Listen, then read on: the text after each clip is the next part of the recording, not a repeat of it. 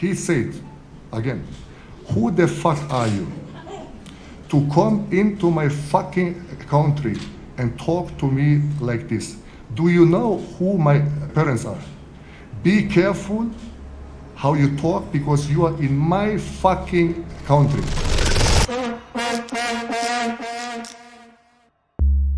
It's the 2024 Nedbank Cup Round of 32 press conference, and nothing could have prepared me for the silent, looming battle between two coaches.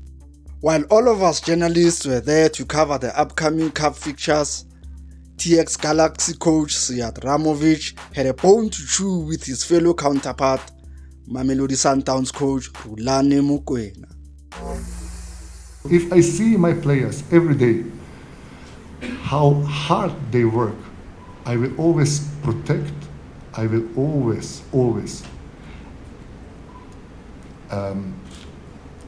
be and raise my voice if somebody, doesn't matter who it is, disrespect my players, disrespect the value of this club, of my staff, of me, and this is what he did. And the bone of contention was Mokoena's disrespect towards the Serbian coach after the former was defeated in the 2023 Carling Knockout Cup.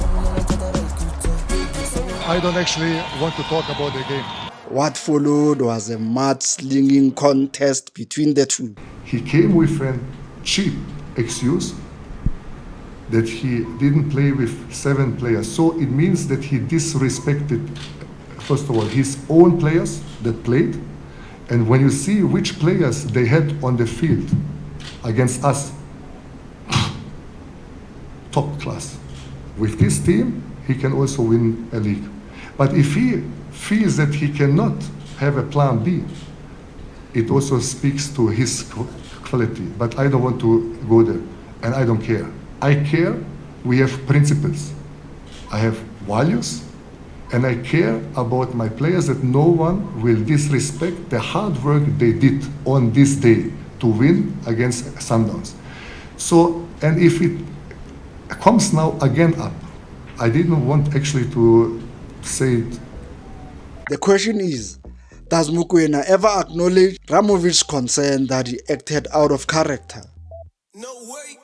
I think my biggest problem is that I don't discuss quite a lot of these things that are said by my colleagues in the media. I don't go and have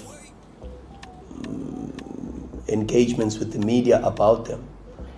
You are all familiar with some of the things that my colleague at TS Galaxy said, and I picked up the phone and I called him direct, and I raised my displeasure. There were things said by Hugo Bros, and I picked up the phone and I called him direct, and I raised my displeasure. What was said in those conversations is not for the public. If they feel that they've got to disclose that, it's what they feel like. I'm not that type of person, and I will not be dragged into those type of situations. I respect my family, and I was raised in a certain way. So when I sit in a public platform and I speak to the media, I must also understand that I don't just represent myself. I represent my family and the upbringing and the education that they gave me. And I also represent the football club, and it's a club that has high moral standards. And so it's important that when you have that respect, not just for yourself, but for the people who raised you and for the people who look after you, and that you have the privilege to serve, then you've got to behave in a certain manner. And I don't want to go into that space. And in fact, I'm one person that was taught to forgive even the wrongs that are never apologized for. And I'm that type of person. I move on very, very quickly. But I address issues straight. I don't go to the media. I don't go and create a mudsling. I pick up the phone and I address those things. And unfortunately, Coach Hugo Bros did apologize and explained what had happened. But for me, after that conversation we had on the phone before AFCON, for me it was done. While Mokoena claims to have apologized to Hugo Bruce, clearly Ramovic is not taking any of it. So much about it, but when he came up again and told them the public, so it means he called someone because he don't want to go public. But when he talks to a guy, it should stay then what you talk. And you cannot go then afterwards again into the public and say, but I did this and this and this. But he did, and now we have to finish the sentence. So Rhulani didn't call me after this happened. It was on the 30th of November. I raised my voice that he disrespected my players, me, my staff, and the club.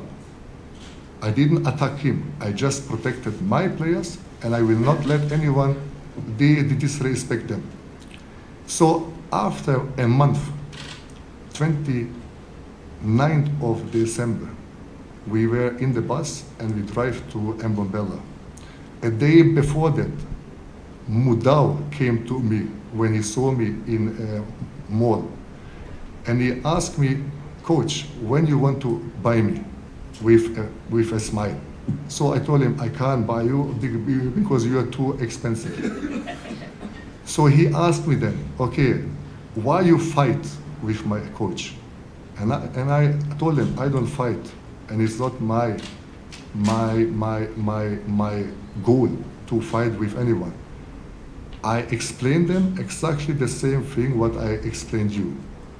I will not let anyone, and please tell your coach, stop to undermine your colleagues and their work, and stop to undermine my players.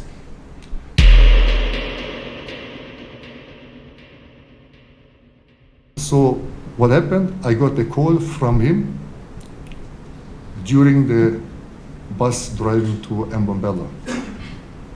I picked up the phone and he started to yell, to scream, and he told me I will just make it short because he talked 10 minutes or entertained me with a lot of nonsense.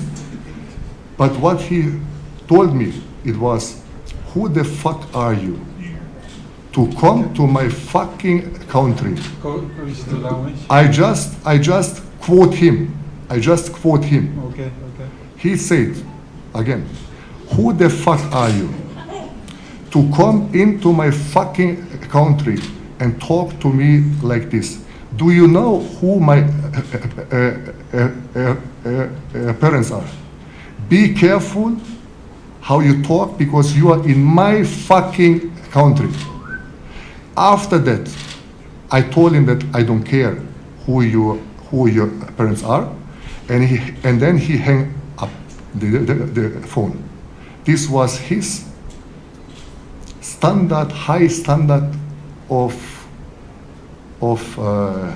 how he said it, how is high standard of morale. I was very disappointed, I can tell you, because I think to get a treatment from a colleague like this, it's a very, very, very, let's say, small-minded talk. So, but I would like to clarify now. Sundowns is a beautiful club with a high standard of morale. The players, the supporters, also top. It's just a case about his behavior and me now. Again, I have principles, I have values, and I stick to it.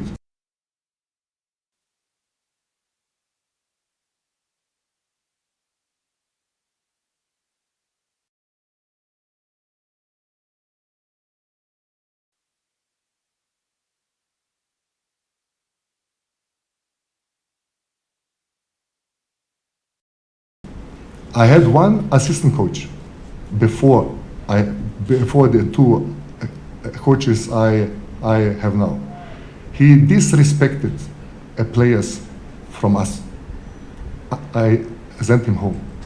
I finished the work. Why? The principles and the values, it count for everyone. For me, for players, for kidmen, for staff, for everyone in the club, because it's a club. So the other talk, when he said that he also called Bruce and he apologized. I had a talk with him yesterday, with Bruce. And with his permission, I asked him if I can tell it what Bruce told me. He said yes. I would never say anything when I have a private talk. But with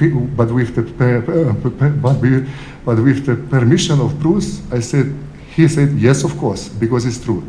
He never called Bruce, and he never apologized to Rhulani.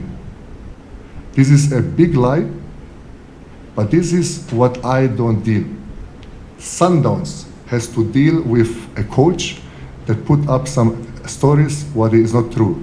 If you don't believe me, ask Bruce, because again, I talked to him and he just told me. The things what it stands in the media about Mourinho and the things, he did not say it. And he sent a message to Rhulani that he did not say this. That's it. No apologize, no nothing, because he don't have anything to apologize. But maybe who should apologize to Bruce is Rhulani, and you know why.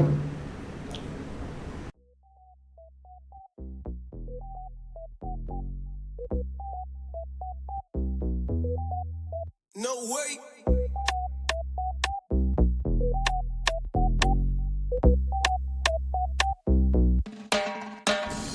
After the Congo game, Bafana played. Rhulani went into the dressing room from Bruce. It's not his team, and I think no one should disrespect a colleague to go into the dressing room and talk to the players.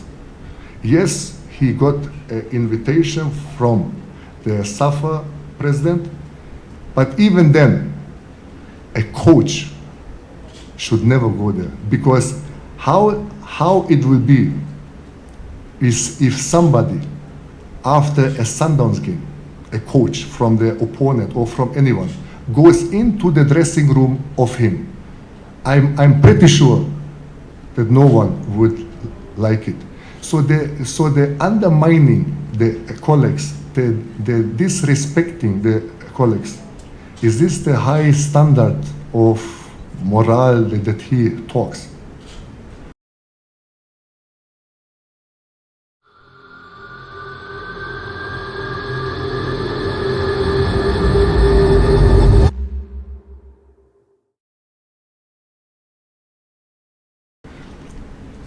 Where I was also disappointed, very disappointed.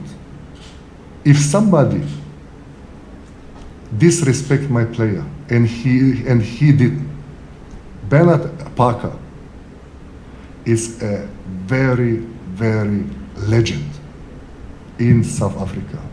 Is a fantastic human being, fantastic player, fantastic attitude, that everyone would just be amazed to have him in the squad. He played the World Cup.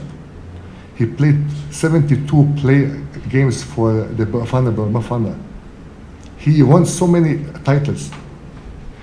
And that after the horrible, horrible injury, when we played against Sundowns, when a player of Sundowns broke Parker's leg, that Rhulani didn't have this kind of high standards of morale and of this one, to call him, to apologize to him, to write him, or to visit him.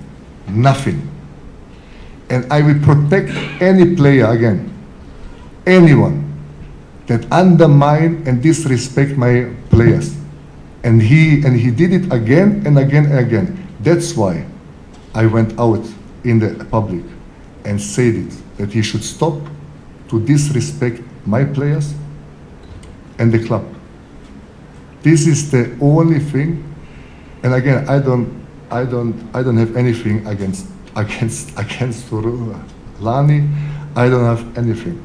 I could sit now here and say things that would not be the principles from my side, and I will not do this.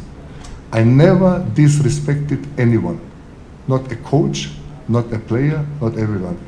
We went, if somebody remember, TS Galaxy went to visit Mako when he got the brutal injury also. We didn't play against him, but we went to the hospital to visit him. Why?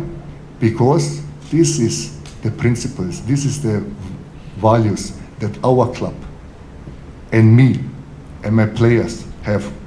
We went with 7 players to the hospital to visit him because we know that every visit will help the player to feel better. And this is, if somebody, again, don't have the time to call him, to visit Bernard Parker, it's disappointed. Disappointed. Coach, please. Coach, yeah, I'm just looking at the time. We have run out of time, unfortunately. There were still questions, I know, from the floor, but maybe... To hear more about these legends, to hear more about where we're coming from, about football, subscribe, Sports Fanatic.